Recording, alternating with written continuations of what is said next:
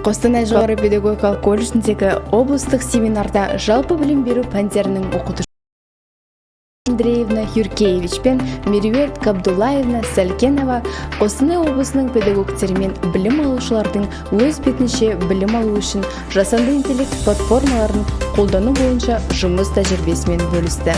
Бұл іс-шара өткізу идеясы білім беру сапасын арттыру және студенттердің өзіндік жұмысын ұйымдастыру үшін икемділік пен инновациялық тәсілдерді талап ететін кредиттік модульдік оқыту жүйесі шеңберінде жаңа технологияларды енгізу болды.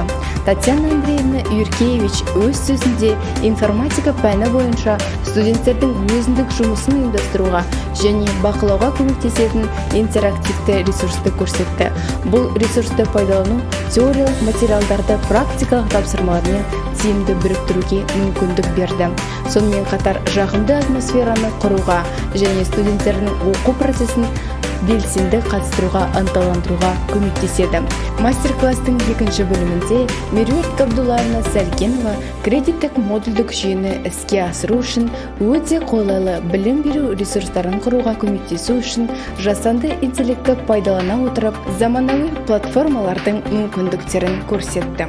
Ол қатысушыларды Brisk Teaching, Шырақ Айл, Гурипод, Ругет Айл интерактивті тапсырмаларды әзірлеу, оқу нәтижелерін талдау және оқыту жекелендіру үшін ыңғайлы және тиімді құралдарды ұсынатын WooFlash платформаларымен таныстырды.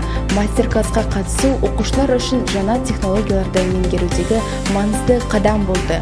Оларға білім беру сапасын жақсарту және кредиттік модульдік жүйе шеңберінде студенттердің өз бетінше оқыту процесін тиімді бақылау үшін практикалық құралдарды ұсынды.